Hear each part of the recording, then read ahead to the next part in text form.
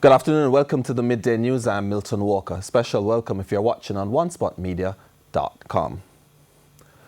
The trial for the 25-member Uchen's Wilson gang started today at the Supreme Court. Our reporter Kirk Wright is there and now joins us via telephone. Kirk, what can you tell us? Kirk, are you there?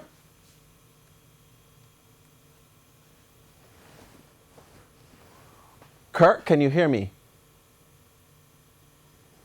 Okay, we seem to have had a lost Kirk there. We'd just like to say to you about that story that the lead attorney for the Uchen's Wilson gang, Lloyd McFarlane, had complained that they were caught off guard by a new indictment which was released today. This imposed new charges on his client. He requested a one-day adjournment to get further instructions from his client. However, this was rejected by the Chief Justice. The trial will start in about 10 minutes at 12:15. We continue.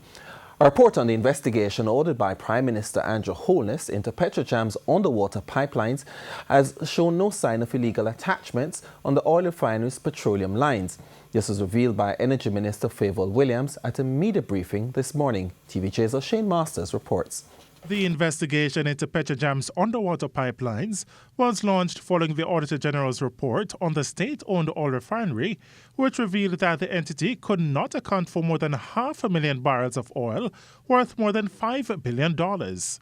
It was conducted by the Jamaica Defense JDF Coast Guard. Energy Minister Favour Williams says the report was submitted to the ministry last month. The Coast Guard of the JDF completed their mission and returned a report to the Ministry of Science, Energy and Technology in a letter dated February 22, 2019, to indicate the dates of their dive mission and other technical aspects of the dive. The letter indicated that there were no illegal attachments identified on any of the 23 pipelines surveyed. Acting Commanding Officer for the JDF Coast Guard, Asian Prescott, says an extensive investigation was conducted on all 23 pipelines at PETROJAM. It was conducted over a 5-day period. We had 14 divers that were assessing the pipelines using visual techniques along with tactile techniques by feeling along the pipeline. Over the period, we were searching for any unauthorized attachments to the pipes and also any other anomaly that we could determine. Based on the results of the dive, there were no unauthorized attachments nor anything to suggest that there had been any at that point. The JDF investigation was conducted even as a forensic audit into oil losses at the refinery is to get underway. O'Shane Masters, TVJ News. Meanwhile, an elderly woman has been arrested by the Counter-Terrorism and Organized Crime Investigation Branch CTOC for breaching the Petroleum Act on Friday. The identity of the 76-year-old is being withheld pending further investigation. TVJ News understands that sometime after 5 o'clock on Friday, a team from CTOC conducted operations in Greenwich Town, St. Andrew. Several premises were searched and 14 45-gallon drums of petrol, 1 gas pump and 12 empty drums were found in what investigators say was an unlicensed gas distribution operation. Superintendent of Police Leon Clunis is warning members of the public to desist from buying fuel from unlicensed proprietors. In addition, he urged drivers of fuel tankers to be more vigilant with their trucks to prevent the theft of fuel. He also revealed that CTOC is moving apace to have all illegal gas outlets comply with the regulations stipulated by the Petroleum Act or be disbanded. Mr. Clunis is encouraging members of the public to share information with them by contacting 876-809-1706 or 876-967-1389 to report any suspicious outlets. The People's National Party PNP candidate for Eastern Portland, Damian Crawford, has put forward some of his plans for the constituency. As you'll hear in this report, some of the plans include rearing goats to help finance grade 7 students up to tertiary education. If this lady beat me, it will be a travesty. A confident People's National Party PNP candidate for Portland Eastern, Damian Crawford, addressing the people of East Portland on Sunday. Mr. Crawford, who was introduced as a PNP's candidate for the constituency, says the development of East Portland will be his main focus. We're going to set up a East Portland development company that will do centralized buying, and you just go out there and put in your fish pan and start grow your tilapia fish, because we are going to eat what we grow and supply hotels with tilapia fish. The PNP vice president also has plans for 7th graders in the constituency. So every 7th grader, don't come to me for no book voucher, you'll get a she-goat. And you go and take care of your she-goat. Instead of a $2,000 voucher, every year a she-goat can give you 5 or 6 goat. And one rammy is for $16,000. This, he believes, should be enough to finance their education straight up to the university level. By the time him reach 8th grade, him have 3 she-goat. That can give him about 18 more goat. By the time him reach 11th grade, him can sell himself to university. We are focused on the 7th grader with the goat. We don't practice a politics of dependence. We practice a politics of independence. But his list of ideas doesn't stop there, as the East Portland candidate is also looking into chicken production. And we will set up a centralized slaughterhouse that all you have to do is to carry a chicken. We will kill the chicken, pluck the chicken, bag the chicken, sell the chicken, walk around to every shop and say, sell East Portland made, East Portland laid. So when I see some man about them want to adopt baby, and when you look how them treat for them baby should be taken away. And them a come say them want to adopt. Labor rights say them want to adopt East Portland. And when you look on Tivoli Gardens, it is in a state of destitution. O'Shane Masters, TVJ News. 4 persons were shot, 1 fatally in Gregory Park, St. Catherine yesterday evening. The deceased has been identified as Javon Hudson, otherwise called John of Portmore. The incident occurred about 6 o'clock at a football field behind the Gregory Park post office. It's reported that a football match had just ended when a car drove up. 3 men alighted and started shooting, sending persons scurrying for cover. 4 persons were hit and Mr. Hudson died. One of the persons injured is said to be in a serious condition. A memorial service was held yesterday for 2 Northern Caribbean University students who drowned on December 31 at Frenchman's Bay, Treasure Beach, St. Elizabeth, although 1 body has still not been recovered. The students, Karanja Gale and Joseph Anderson, who was also a member of the Jamaica Defence Force, got into difficulty and disappeared in the water as high tides swept them away. Speaking at the memorial service, a JDF representative recounted his experience with Private Anderson, who enlisted in 2017. I am told by his platoon sergeant that he was a conscientious recruit who showed keen interest in all aspects of basic training. I was further advised that he proudly mentioned that it was his lifelong aspiration to become a soldier. Private Anderson was respectful, reserved, and disciplined, characteristics which are lacking in many persons in our society today. President of the Northern Caribbean University, Dr. Lincoln Edwards, says the 2 young men were full of promise. The impact that they made on this campus has left an indelible mark on the hearts and minds of many. We mourn with you at this difficult time, and we mourn for ourselves at not having been able to spend more time with them, at not being able to finish shaping them into model citizens.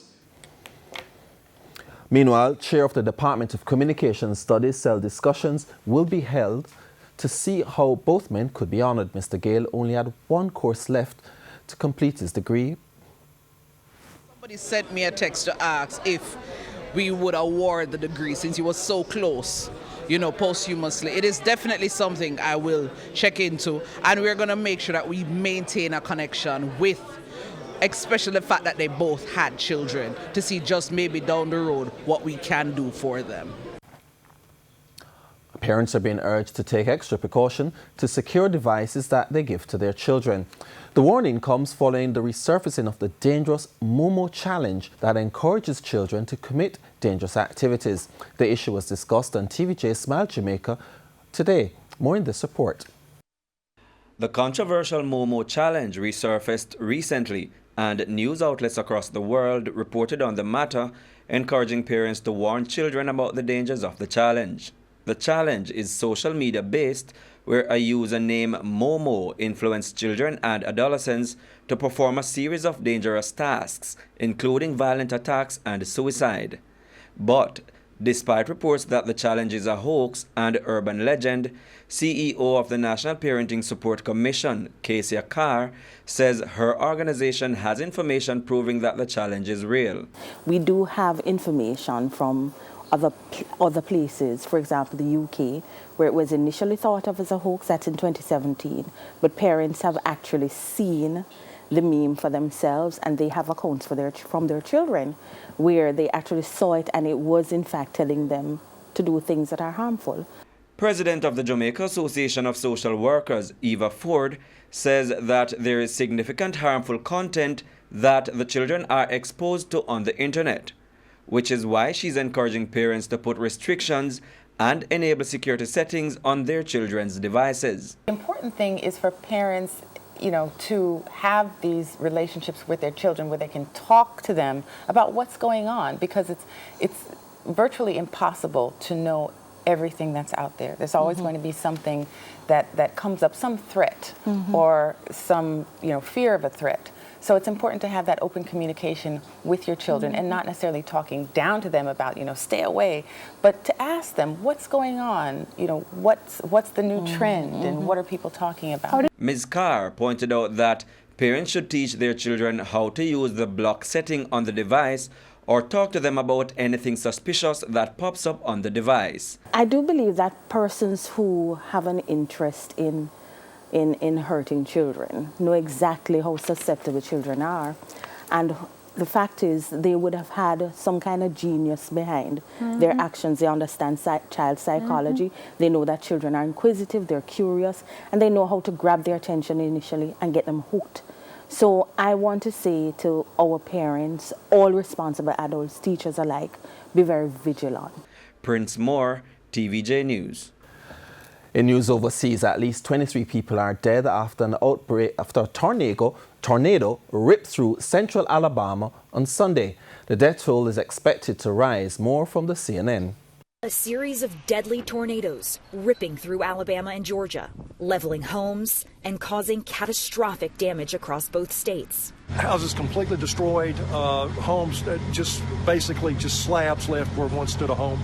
The tornadoes are the deadliest in years, with authorities telling reporters they expect the death toll to rise. The path of destruction tearing through Lee County, Alabama. Officials say one tornado appears to have traveled for several miles on the ground in one community, destroying nearly everything in a half-mile wide path and sending dozens of people to the hospital with very serious injuries. I wouldn't wish this on anybody. This just came on so quick and changed so many lives that, it's really sickening to watch. Neighborhood after neighborhood in this Georgia town leveled. Roofs torn off the tops of houses. Trees uprooted and blocking streets.